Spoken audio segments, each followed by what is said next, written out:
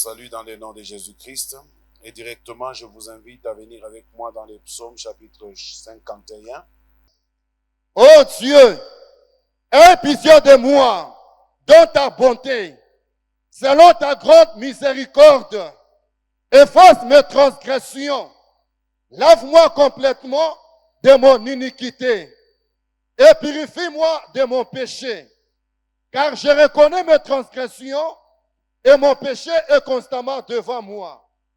Je péché contre toi seul et je fais ce qui est mal à tes yeux, en sorte que tu seras juste dans ta sentence, sans reproche dans ton jugement.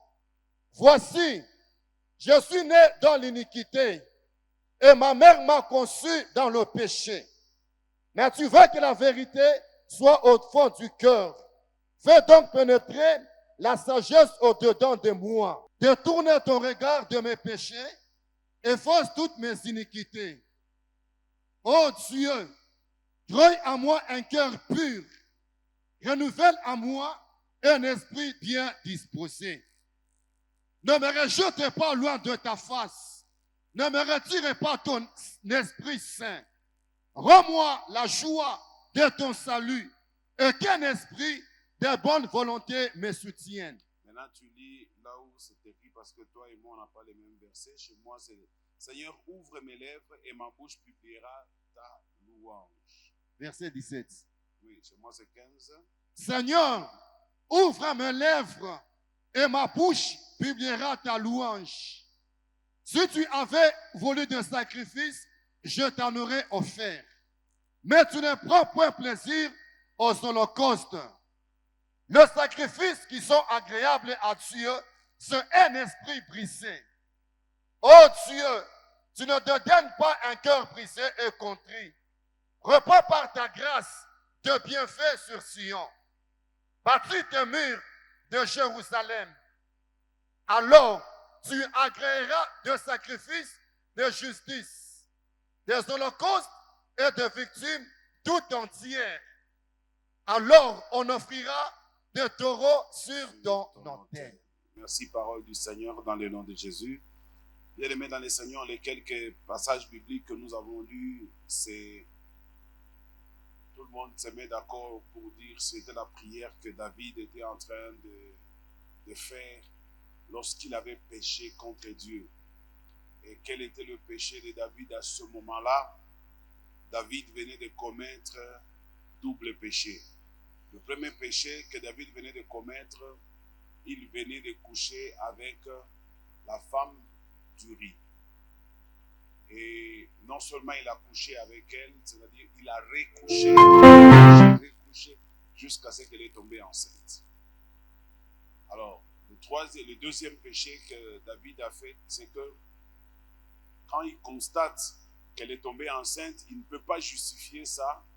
Il va faire venir Uri du front pour l'amener, le pousser vraiment à aller dormir chez lui à la maison et qu'il puisse se mettre ensemble avec sa femme. Question que si jamais la femme disait qu'elle est grosse, que Uri endosse la responsabilité. C'est tellement qu'il avait déjà discuté avec Bathsheba en lui disant: je vais demander à Uri de venir quand il sera chez toi à la maison. Fais tout pour simuler cette grossesse de telle sorte que ça ne soit pas moi, mais que ce soit lui qui endosse cette responsabilité. Ça, c'est le deuxième péché. Il voulait faire endosser son péché sous la responsabilité de quelqu'un d'autre. Et le troisième péché qui viendra, c'est que quand Uri a refusé totalement, malgré toutes les sollicitations que le roi lui avait faites, Uri a jugé de dormir à la porte. Il a dit: je ne peux pas aller dormir chez moi à la maison, mais dilater pendant que l'armée d'Israël est au front. Je ne peux pas aller chez moi et aller connaître ma femme. Je préfère dormir. David a parlé comme il pouvait le faire. Uri a refusé.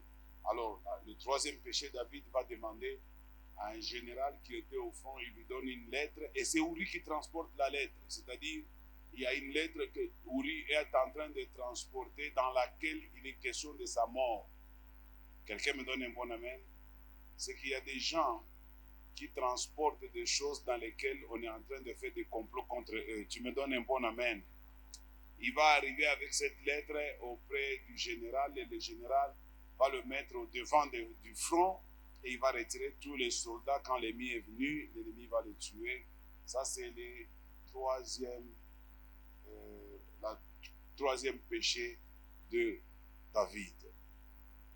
Et maintenant, Dieu va envoyer Nathan chez lui. Et quand il envoie Nathan, Nathan lui dit à ceux qui suivent la formation que je donne au sujet des péchés modérés, regardez ici la situation ce que je vous ai enseigné, la métaphore. Ici, vous allez voir cette métaphore, la métaphore que plutôt Nathan a utilisée. Quand Nathan arrive chez David, il dit un homme avait beaucoup de brebis, il avait beaucoup de choses, Dieu l'avait richement béni. Mais un jour, il reçoit des visiteurs chez lui à la maison. Il va aller attraper la petite brebis de l'homme pauvre qui était à côté de lui. Et il va prendre cette petite brebis, il va aller préparer pour son visiteur. David, directement, il interrompt ce que Nathan était en train de dire pour dire un tel homme mérite la mort. Moi-même, je vais m'en occuper pour que ces sentences lui soient appliquées. Et Nathan lui dit, cet homme-là, c'est toi, David. David dit, comment? Comment ça, c'est moi? Il dit, parce que Dieu dit qu'il t'a tout donné. Il t'a donné beaucoup de femmes. Et même si tu voulais, il allait même ajouter d'autres femmes si tu voulais, si tu en avais besoin. Quelqu'un dit que David, bien sûr, nous savons que Salomon, il est l'homme qui avait plus de 1000 femmes. Mais d'autres disent que David aussi n'était pas un monogame, c'était aussi un polygame. David n'avait pas moins de 10 femmes connues officiellement, sans parler de ceux qu'il a eu à connaître comme les autres. Mais officiellement, avec les noms bien détaillés, il en avait 10. Alors Dieu dit, est-ce que tu avais besoin d'une autre femme et que tu m'as demandé et j'ai refusé de t'accorder? Et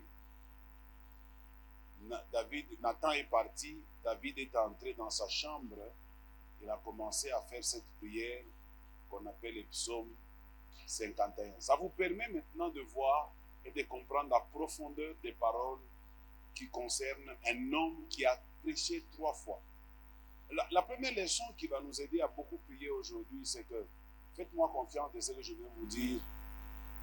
C'est une façon pour moi de vous demander d'éviter la vie de péché. Pourquoi la vie de péché n'est pas bonne? Parce que c'est une vie qui vous pousse non pas seulement à pécher, mais à pécher plusieurs fois. Parce que quand vous péchez dans un domaine, croyez-moi, vous n'allez pas arrêter. Vous continuerez dans ce même domaine-là à pécher plusieurs fois. C'est lui qui ne savait pas comment on vole. Le jour qu'il a volé pour la première fois, il commence à prendre plaisir. C'est lui qui n'était pas impudique. Le jour qu'il commence dans l'impudicité, il devient de plus en plus impudique. C'est lui qui ne savait pas tricher. Le jour qu'il apprend que... Vous savez, j'ai toujours dit que quand on fait le péché généralement, il a été conçu pour être agréable. Il n'y a aucun péché qui est mauvais. Tous les péchés que vous connaissez sont très agréables. Par exemple, tu peux prendre aujourd'hui une femme ici, une autre là-bas, après tu as 4 femmes, tu te prends pour un prince, ça te fait du bien. Voler de l'argent, même l'argent de l'État, c'est bien aussi. Parce que ça te permet de t'acheter tout ce que tu veux. Même voler l'argent de l'église aussi. Ça te permet de faire tout ce que tu veux. Et tous ces péchés-là sont très très bons. Mais c'est les conséquences du péché qui est mauvais. Quand la Bible dit le salaire du péché, c'est la mort. Donc quel que soit ce que vous allez faire, à la fin, ce péché dans lequel vous vous sentez très bien, ça finira par vous tuer. Donc le principe ici, c'est que ce qui commence bien, même si c'est agréable, mais si c'est un péché, fais-moi confiance, mon frère, ça finira par te détruire. Ouais, regarde mon âge. fais-moi confiance, ça finira par te détruire. La deuxième chose, c'est que tout péché que tu commets en secret finira par être exposé. Que tu le veuilles. Même si tu prends toutes les dispositions, tu te crois plus malin que tout le monde, mais tu ne seras jamais plus malin que Dieu. On finira toujours par te mettre en exposition. La troisième chose du péché, c'est que quand tu pêches, par exemple, dans un domaine, le péché dans ce domaine-là te poussera à pécher dans d'autres domaines. C'est-à-dire, le péché appelle d'autres types de péchés. Je vous donne un exemple, d'abord pour David lui-même. Le premier péché de David, c'était quoi? Il a connu la femme d'Uri. Ok. Mais il n'a pas réparé ce péché. Il a continué sa vie tranquillement. Ce péché lui a attiré un autre péché, c'est le mensonge. Faire porter ça à quelqu'un d'autre. Deuxième, troisième péché que ça lui a apporté, le meurtre. Donc, un seul péché a entraîné 2 ou 3 autres péchés dans la vie de David. Et c'est pareil aussi pour nous aussi. Quand tu pêches, la première des choses que tu vas développer, c'est comment masquer ton péché. Et en voulant le masquer, déjà tu es entré dans le deuxième type de péché, le mensonge. Et celui qui pêche ne souhaite jamais qu'on l'attrape. Il peut faire tout ce qu'il peut pour qu'on ne l'attrape pas. Et il est même capable de calomnier. La calomnie, c'est-à-dire faire porter à quelqu'un son chapeau. Faire porter à quelqu'un sa responsabilité. C'est ça, la calomnie. Vous dites, par exemple, c'est vous qui connaissez que vous avez fait cela, mais vous dites à tout le monde que ce n'est pas vous, c'est elle qui a fait ça. C'est ce que David voulait faire avec Uri. Donc, un seul péché est en train d'engendrer beaucoup de péchés jusqu'à ce qu'il est arrivé à la mort. Vous allez vous demander, mais comment un homme peut seulement accepter de tuer un autre homme? Ça ne commence pas seulement avec ce péché-là de tuer un autre homme.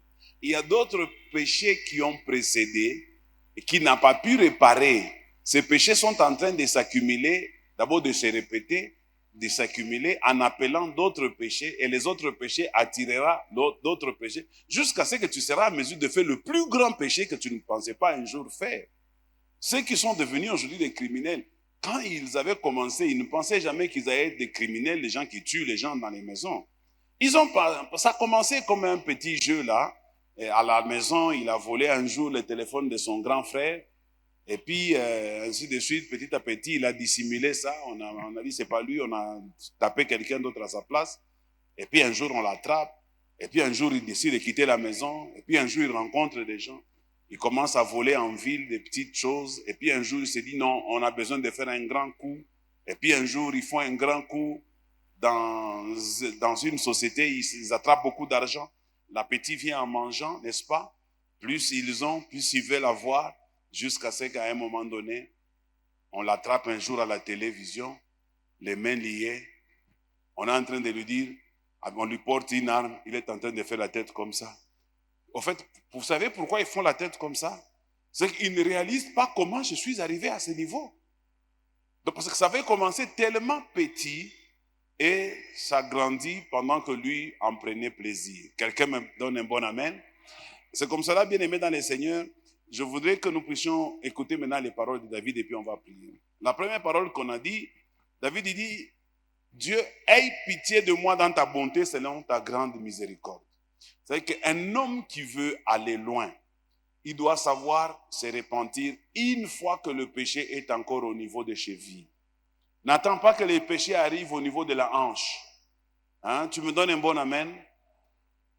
Le péché, quand il est encore au niveau des pieds, c'est à ce moment-là qu'il faut quitter. C'est même ce qu'on dit en Swahili. Kama ikingariki chini, njo wakati ya kutoka hapo. Kuko wakati mwa mai itaka kufika mu niveau unashinda kutoka. Quelqu'un me donne un bon amen? Et kama inakufikisha mu niveau unashinda kutoka, njo unakuwa stratège. Njo unaanza kuamplifier, njo unaanza kucreer mapéché ingine juu ya kujiprotéger. Et njo unalabikiriria. Ceux qui sont devenus aujourd'hui tels que nous les voyons et nous disons, mais celui-ci c'est un diable. Ça a commencé comme ça. Ils ne sont pas nés diables. Ça a commencé petit.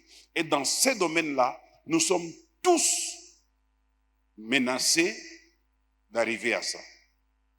Un jour, un pasteur est en train de prêcher ici à l'église, il dit, un jour il est à Kasumbalesa, il voit une dame qui vient à ses pieds en train de pleurer. Et la dame dit, j'étais intercesseur dans ton église. Maintenant, je suis ici à Kasumbalesa en train de faire la prostitution. Les pasteurs posent la question de savoir de l'intercession à la prostitution. Oui, mais il y a tout un parcours par lequel elle est passée pour arriver. Parce qu'il y a des choses qu'elle a négligées au début, quand elle pouvait encore sortir, qui l'ont amenée là. Ce qui veut dire, là où tu es aujourd'hui, si tu ne fais pas très attention avec le péché, demain il peut t'amener très loin et tu risques de ne pas te reconnaître. Quand tu te regardes dans le miroir, tu te dis, mais comment je suis arrivé à ce niveau-là? Parce que David, en fait, c'était l'homme selon le cœur de Dieu. C'était l'homme sur lequel Dieu tapait sa poitrine. Vous savez, ce n'est pas à tout le monde que Dieu dit, voici l'homme selon mon cœur. Donc c'est l'homme qui fait des choses comme Dieu. Mais c'est cet homme-là qui se retrouve demain, il ne sait pas comment cela est arrivé. Il se retrouve le plus grand criminel, l'homme le plus méchant de la Bible. Qui aimerait jouer ce rôle-là dans la vie? Parce qu'il a négligé les faibles commencements. Parce que quand nous parlons des faibles commencements, les gens pensent qu'il s'agit que des choses qui sont positives. Les faibles commencements, c'est aussi des choses qui sont négatives. Quand la Bible dit ne négligez pas les faibles commencements, c'est dans les faibles commencements que les diables commencent à entériner. C'est comme ça aujourd'hui, vous allez voir, ils ont commencé à préparer nos enfants à l'école pour leur permettre d'accepter, par exemple, les transgenres, d'accepter, par exemple, les gays, que vous appelez les homosexuels, d'accepter. On les prépare même avec les dessins animés. Donc c'est un faible commencement que nous négligeons. Et demain, après-demain, on va se dire, mais c'est passé par où pour que mon enfant arrive à ce niveau-là?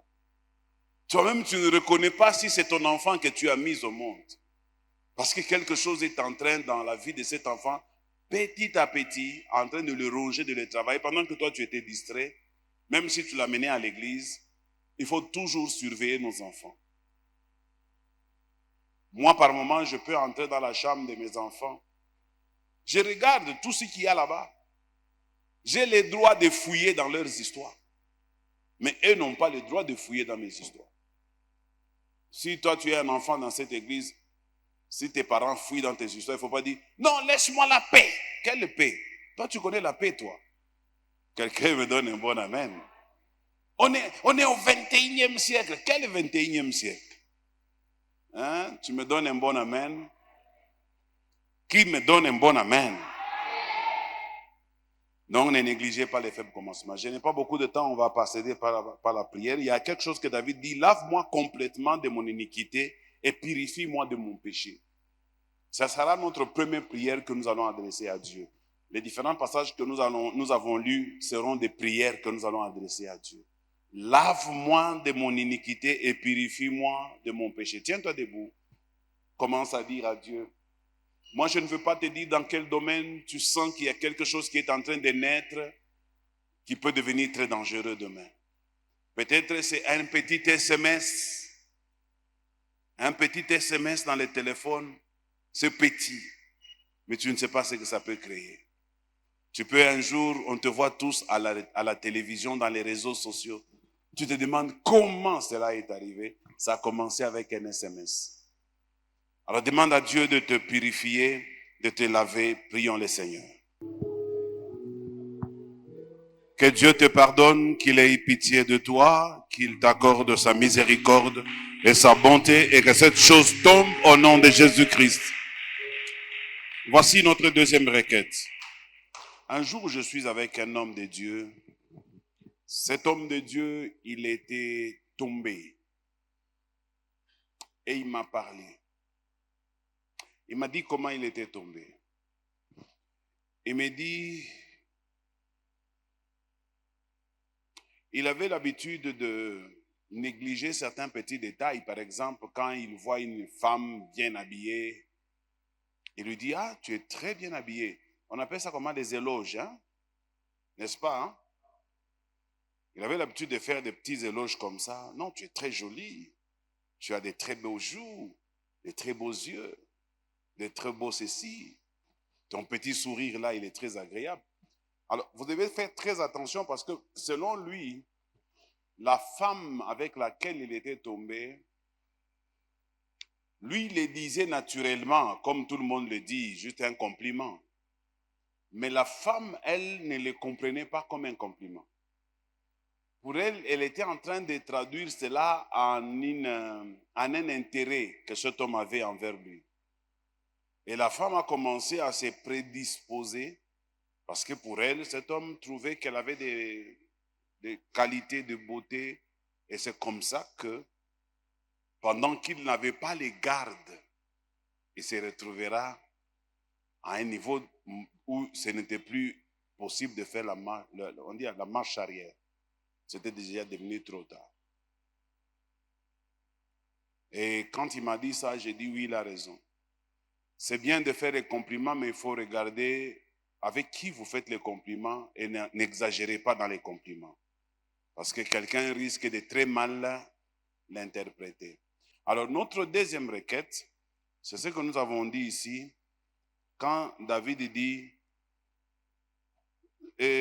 tu seras juste dans ta sentence, sans reproche dans ton jugement. C'est-à-dire, les problèmes que nous avons, nous les humains, par moments, nous voulons discuter avec Dieu lorsque Dieu est en train de nous corriger pour certaines erreurs que nous avons faites. Mais David dit, tu seras juste dans ta sentence et ton jugement sera sans reproche. Il reconnaît sa faute. Il dit à Dieu, si tu me punissais, tu seras correct. Quelle que soit la décision méchante ou mauvaise que tu prendras à mon égard, tu seras juste. Alors, quand tu dis à Dieu ce genre de paroles, il sent que tu es tellement humble. Ça lui donne le pouvoir de te pardonner. Alors, maintenant, la prière que nous allons faire. Il va dire, Seigneur, parce que chaque péché entraîne toujours des conséquences. Il y a certaines personnes parmi nous qui sont en train de vivre les conséquences de leur péché. Quelques-uns parmi nous vivent aujourd'hui, pendant que nous sommes là. Si je leur demandais de venir ici, ils vont vous raconter ce qu'ils sont en train de vivre à cause du péché qu'ils avaient commis ou de plusieurs fois qu'ils avaient commis le péché. Alors maintenant, ne juge pas Dieu, ne condamne pas Dieu de la sentence qu'il t'a accordée, du jugement qu'il a établi sur toi. Dis, Seigneur, tu as raison de me sanctionner comme tu l'as fait. Tu as tout à fait raison. Je ne peux pas te blâmer et je ne te blâmerai jamais. Ça montre auprès de Dieu que tu reconnais ta faute. Et quand quelqu'un reconnaît sa faute, c'est une leçon suffisante à Dieu pour qu'il puisse tourner la page et te dire ne fais plus jamais ça. Quelqu'un me donne un bon amen? Alors reconnais la sentence que Dieu t'a fait subir, le jugement qu'il t'a opposé, et ne le blâme pas, ne le condamne pas. Dis Seigneur, tu es juste, ce que je vis maintenant, tu as raison, parce que je le mérite. Commence à prier ainsi et Dieu va t'exaucer. Voici rapidement notre troisième requête. Nous la trouvons encore dans le texte que nous avons lu. David dit, mais tu veux que la vérité soit au fond de mon cœur. Ça, c'est la volonté de Dieu, que la vérité soit au fond de ton cœur. Alors, pour que cela soit possible, fais donc pénétrer la sagesse au-dedans de moi. La prière que nous allons faire, nous allons demander que Dieu pénètre sa sagesse au milieu de moi. Parce que par moments, quand un homme n'est pas sage, il tombe dans les mêmes choses régulièrement. Quand un homme n'est pas sage, il ne comprend pas tout ce qui se passe autour de lui. Il vit la vie comme si, j'ai entendu un jour quelqu'un dire, Oyu muntu kichwa yake pana msaidia. Donc on peut dire kichwa kyako kikusaidie. Ta tête ne t'aide pas. ton cerveau ne t'aide pas? Comment tu peux toujours être là dans les mêmes choses? Tu tombes régulièrement. Les autres se répandent, ils tombent, ils se relèvent et ils partent, ils avancent, ils évoluent. Mais toi, tu restes là en train de tourner en rond. C'est parce que tu n'as pas la sagesse. Demande à Dieu de pénétrer la sagesse en toi. Prions le Seigneur. On va prier encore deux types de sagesse. Le premier type de sagesse, certaines personnes l'ont ici. C'est la sagesse qui te permet, quand tu donnes les conseils aux autres, tu es très sage. Les gens te disent même que tu es très sage. Mais quand il s'agit de tes propres problèmes, où il faut que tu te donnes toi-même des conseils, tu es nul. C'est deux types de sagesse. La sagesse que l'on donne aux autres, elle est différente de la sagesse que nous devons nous appliquer nous-mêmes. J'ai besoin de ces deux sagesses. Alors tu vas dire, Seigneur, j'ai besoin de la sagesse pour aider les autres, mais la plus grande sagesse dont j'ai besoin, c'est celle qui m'aide moi-même. Prie le Seigneur. Que Dieu te donne toutes les deux sagesses dans le nom de Jésus-Christ. La Bible dit la sagesse élève. Que cette sagesse que Dieu te donne ce soir puisse te permettre de t'élever, puisse te permettre d'être une lampe et une lumière, une référence, un modèle que les gens viendront consulter. Reçois cette sagesse au nom de Jésus. Je dis reçois cette sagesse au nom de Jésus. David prie encore, il dit, Seigneur, ne dédaigne pas un cœur brisé et contrit. Tu vas prier pour le brisement de ton cœur. Ça sera il nous reste 3 prières. Celle-ci est la première. Le brisement de ton cœur. Et il dit, Dieu ne refuse et ne repousse jamais un cœur brisé. Il faut que tu brises ton cœur. Parce que l'orgueil précède la chute. Et l'humilité précède. Il faut avoir un cœur brisé. La sagesse te permet de connaître le bien et le mal. Mais si ton cœur n'est pas brisé, tu peux choisir le mal avec la sagesse. Parce qu'il y a des gens qui utilisent de la sagesse dans le mal. Mais pour que tu utilises ta sagesse dans le bien, il faut que ton cœur soit brisé. Que tu ne vives pas animé par des intérêts matériels. La sagesse n'est pas là pour faire des calculs matériels. C'est la sagesse.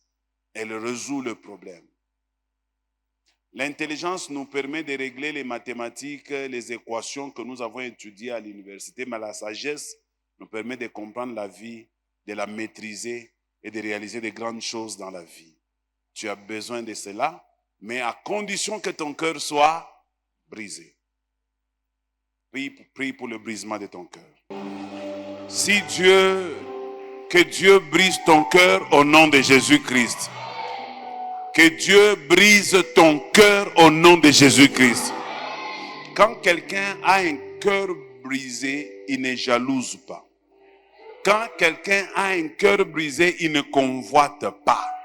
Quand quelqu'un a un cœur brisé, il ne s'enfle pas.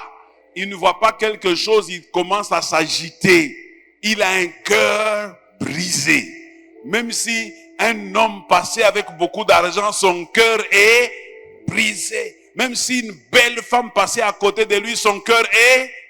Accepte que Dieu brise ton cœur au nom de Jésus. Je répète encore que Dieu brise ton cœur au nom de Jésus. Si tu me donnes un bon amen, qu'il en soit ainsi. Alors nous allons, notre avant-dernière prière, nous allons prier. La Bible dit...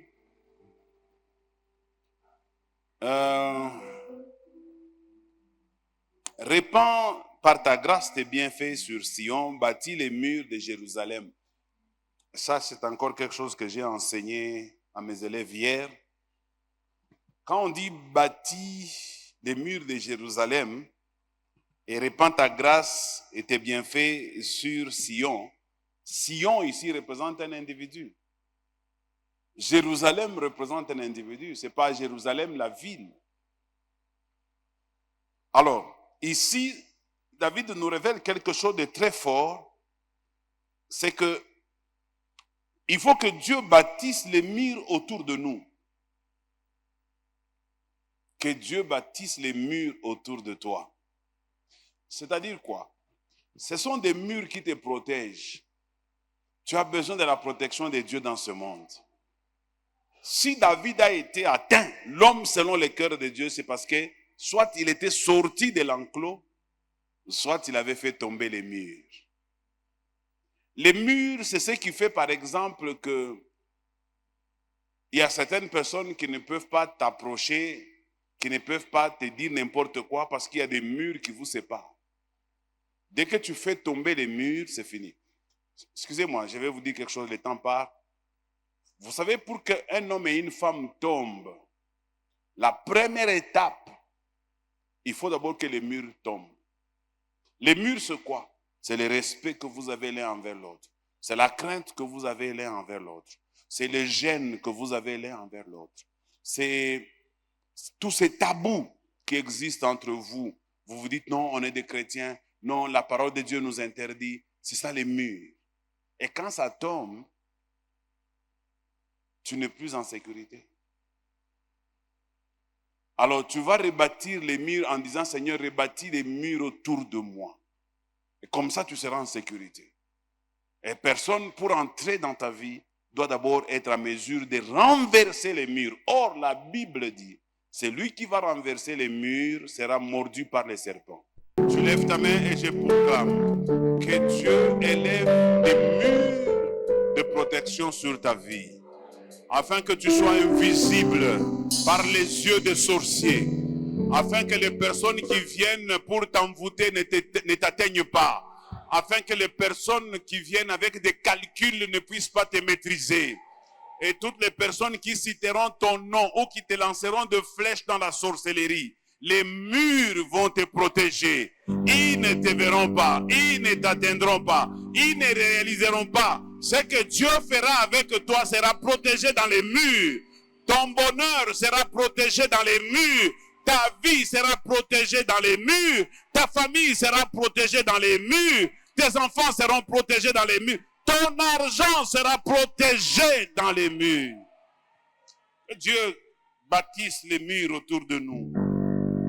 Et pour terminer, David nous révèle encore dans cette prière, il dit, si tu eusses voulu des sacrifices, je t'en aurais offert. Mais tu ne prends point plaisir aux holocaustes. Le sacrifice qui est agréable à Dieu, c'est un esprit brisé, comme on l'a dit. Maintenant, écoutez ce qu'il dit. Dieu agrée les sacrifices de justice et des holocaustes des victimes tout entiers, alors on t'offrira les taureaux sur ton autel. Pour que Dieu agrée l'offrande de quelqu'un, c'est quand tu le fais avec un cœur brisé. Maintenant que ton cœur est brisé, Dieu peut agréer ton sacrifice. Parce que David dit d'abord, s'il eût voulu les sacrifices, je t'en aurais offert. Mais tu ne prends pas plaisir aux holocaustes. Mais qu'est-ce qu'il prend? Les sacrifices qui sont agréables à Dieu, c'est un esprit brisé. Viens donner tes sacrifices avec un esprit brisé. Tu dis à Dieu, Seigneur, voilà ce que j'ai préparé. Voilà ce que je te donne aujourd'hui. Je veux que ma vie puisse changer. Pendant que tu viendras, tu fais une prière en lui disant, je veux que mon sacrifice aujourd'hui soit agréé et que tu me donnes ce que j'attends de toi. Tu as certainement un besoin, tu as certainement une requête, tu as certainement quelque chose que tu veux que Dieu fasse pour toi. Pendant que tu viens avec ton sacrifice, tu dis, Seigneur, je viens te donner mon sacrifice avec un cœur brisé, mais je veux que tu me donnes ceci, je veux que tu me donnes cela, je veux que tu m'octroies ceci, je veux que tu me donnes cela. Nous donnons nos offrandes en priant. Donne les offrandes en priant.